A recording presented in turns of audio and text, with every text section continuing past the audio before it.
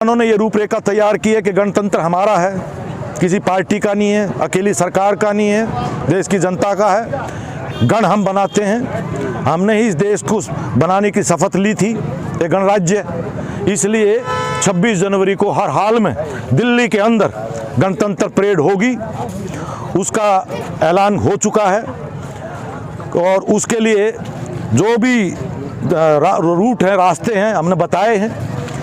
और पुलिस का काम है अब कि वो इस बात की इजाज़त दे। हमारा फैसला ये है, हम किसी भी तरह का कोई हिंसा, किसान आंदोलन की तरफ से कोई हमला किसी पर नहीं होगा। हम पूरी शांति और अनुशासन के साथ ये गणतंत्र मनाएंगे। लेकिन हिंसा होगी तो राज की तरफ से होगी, शासन की तरफ से होगी, किसान की तरफ से नहीं होगी।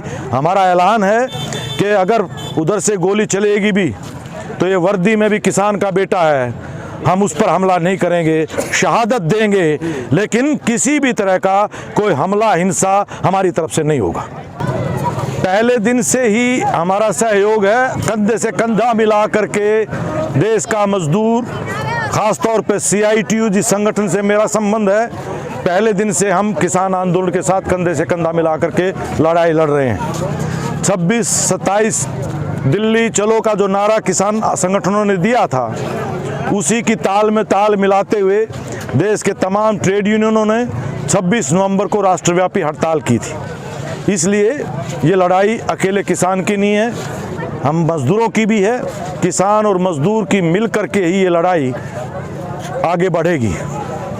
इस आंदोलन में सैकड़ों से अधिक किसान जो है शहीद हो गए हैं, फिर भी सरकार के कानों तक जूतक नहीं रहेंगे, क्या कहें? क्योंकि सरकार जनता की नहीं है, सरकार बड़े पूंजीपतियों की है। इससे ये साबित हो रहा है कि इनको लोग मर रहे हैं, सर्दी में ठिठुर के मर रहे हैं, हार्ट अटैक से मर रहे हैं, उनको कोई रहम और दया, किसी तरह का कोई संवेदनशीलता इस सरकार के अंदर नहीं है। इसलिए ये जो लूट के जो सेनानी हैं, उन्होंने आज देश की जनता के ऊपर, देश की खेतीबाड़ी के ऊपर, देश की रीढ़ के ऊपर एक तरह से हमला बोला है। तो इसी को चुनौती देते हुए यह आंदोलन आज लगातार बढ़ता जा रहा है। ये एक जन आंदोलन बन चुका है। इसमें तमाम तबके, नौजवान क्या, विद्यार्थी क्या, तमाम हिस्से इसके अंदर शामिल होते जा रहे हैं। गणतंत्र दिवस को लेकर किसानों ने आज सोनाटा बोर्ड से क्या रूपरेखा तैयार की है?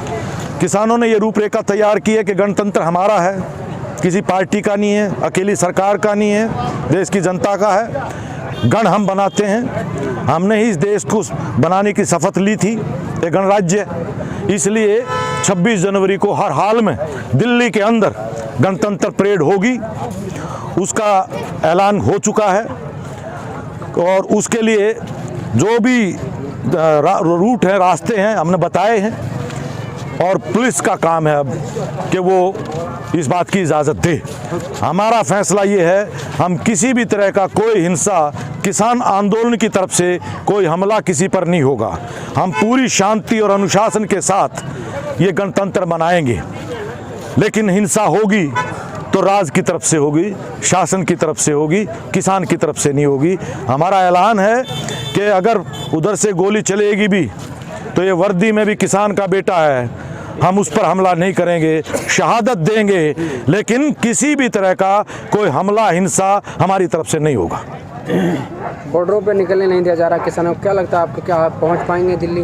पहले भी पहुंचे, रोकने की कोशिश तो इन्होंने पहले भी की थी।